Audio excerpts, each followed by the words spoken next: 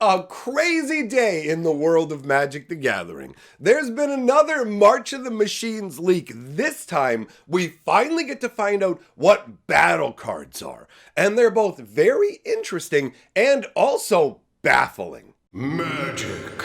I am a wizard! History.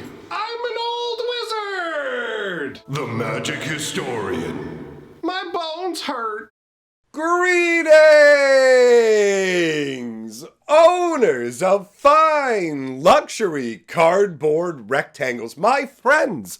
I hope the day finds you well because we have gathered for a very juicy leak. And I'm guessing the people at Wizards of the Coast right now are not very happy because this leak was supposed to be part of the official spoiler season and it got released early as far as I understand. So instead of Wizards getting to show off battle with some big super impressive card, we're actually coming in with a regular level uncommon. So feast your eyes on the invasion of Zendikar. This is a funky looking card. Obviously, just the orientation of the card will get you straight out. Now, what is it? It's 1 green and 3 for a battle siege card. And this looks like there's actually going to be possibly different variants of battle cards. Considering that March of the Machines has this heavy invading all the different planes themes,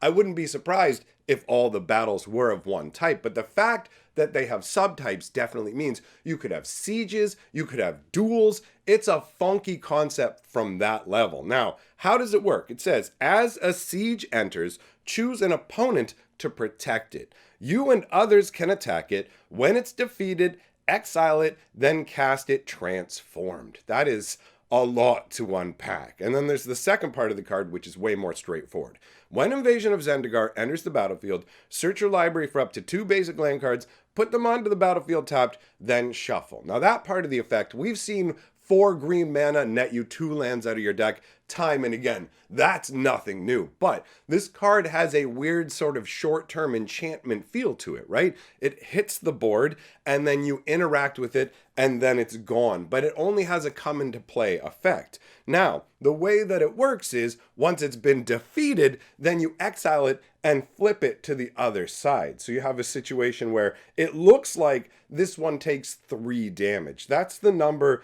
down in the bottom right hand corner. So this is a very strange front side to a card from a mechanical perspective.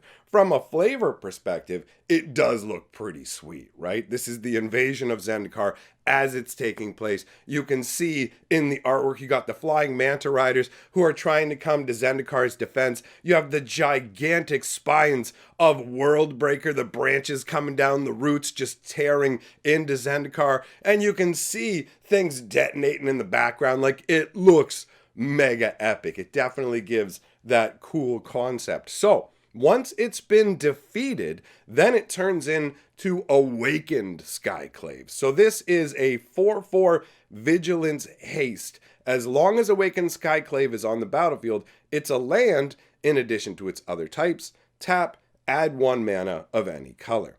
And the flavor text says, Nahiri tried to bend Zendikar to Phyrexia's will. In response, the world rose against her. So, if it's not clear, what happens is, once you defeat the invasion of Zendikar, then you get to cast the Awakened Skyclave side of it. So, it actually goes on the stack, can be responded to, can be countered, and then turns into this big beast. So, when you take a look at what you're actually getting for 4 mana, it's not too shabby at all. You get to go and grab 2 lands right away, and then if you manage to hit that card for what I presume is 3 damage, it might technically be 3 creatures have to hit it. I'm not sure what that number represents, but my gut says it's going to be damage. So you only have to be able to swing in for 3 damage on the enchantment itself. Not enchantment, sorry, my brain thinks of these like enchantments. On the battle itself, and then it's going to come back as this big 4/4 that's ready to go right away with the Vigilance and the Haste. And it also taps for a mana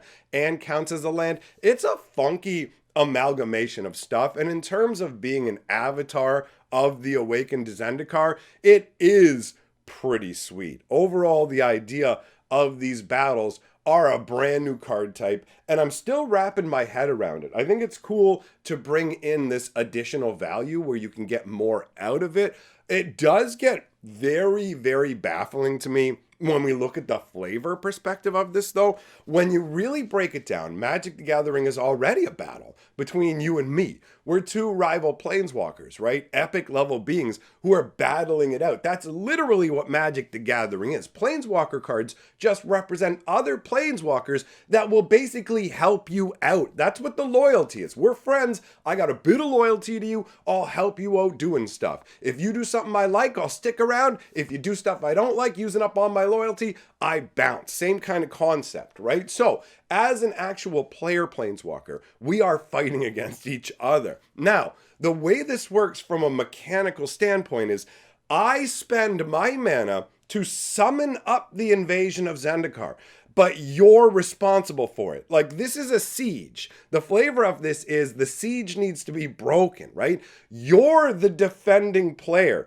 You're the one who has to stop it and defend. You can basically block my guys coming at it. That has to be what it means when you have choose an opponent to protect it. So they can block it with their own creatures the same way they could block for themselves, right? So you cause the invasion of Zendikar to happen with your own mana, and your opponent has to defend it. Like, from the perspective of the actual flavor of the game, this makes absolutely no sense, right? You just go, okay, so I'm sorry, what now? You're over there going, I summon up the invasion of this plane, but it's actually you doing it, and I will defeat you. Okay, how does that work? Well, I only have to do a bit of damage to the invasion. And it's like, okay, so 3 damage? So 3/1/1s or like 1/3/3 elephant is enough to stop the entire invasion of Zendikar. 3/1/1s, 3/1/1 squirrel tokens. Send in 3 squirrels. Thank you for saving us from the invasion of Zendikar. I have an awakened golem. Like, it feels so goofy underneath. And then there's also the baffling aspect that when you read the flavor and look at this, you're like, this isn't how it went with Zendikar. It's like, yo, awaken Skyclave. The Skyclave didn't awaken. Nahiri went in and corrupted the Skyclave with 0 problem. Like, the flavor of this elemental is like, Nahiri tried to bend Zendikar to Phyrexia's will. Nahiri successfully bent Zendikar to Phyrexia's will. In response, the world tried to rise against her and failed. That's what they wrote in the story. They literally have Nahiri totally just walk in and take over the Skyclave, no problem. This awakened Skyclave stuff never happens anywhere that we see it. So this really does tie into just insane bafflement for me from a flavor perspective. But overall, if you just look at it from a purely mechanical perspective,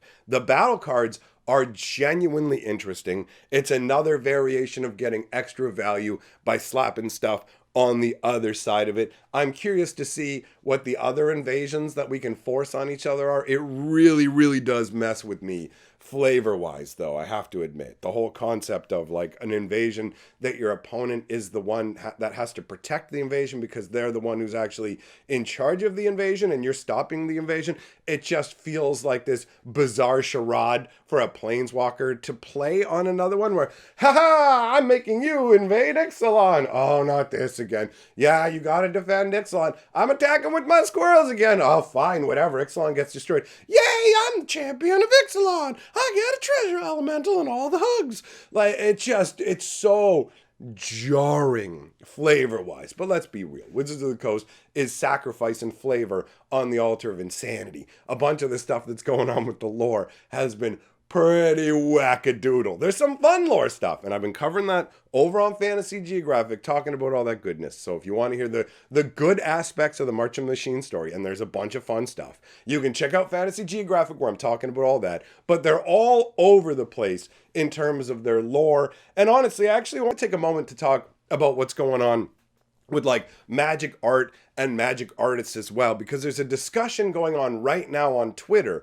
around how much a magic artist gets paid. So there's a particular amazing piece of artwork that features an important part in the story, so I'm not going to spoil what's in the artwork overall, but it's a gorgeous, very striking piece of artwork. It's later on in the story. It's an integral moment of people really working together, like super epic, right? And the part of the story is cool. What's going on there is sweet overall. So it turns out that to make this piece of artwork, an artist has to work apparently like all day, every day, for a week straight just to be able to make this piece of art. Now, the artist going on about this did specify, saying, hey, I chose to pour this much effort into it. But ultimately what they said was that the amount of money that Wizards of the Coast pays Magic artists is considerably below the standard that these artists are essentially supposed to be paid and get paid by other companies. And this is something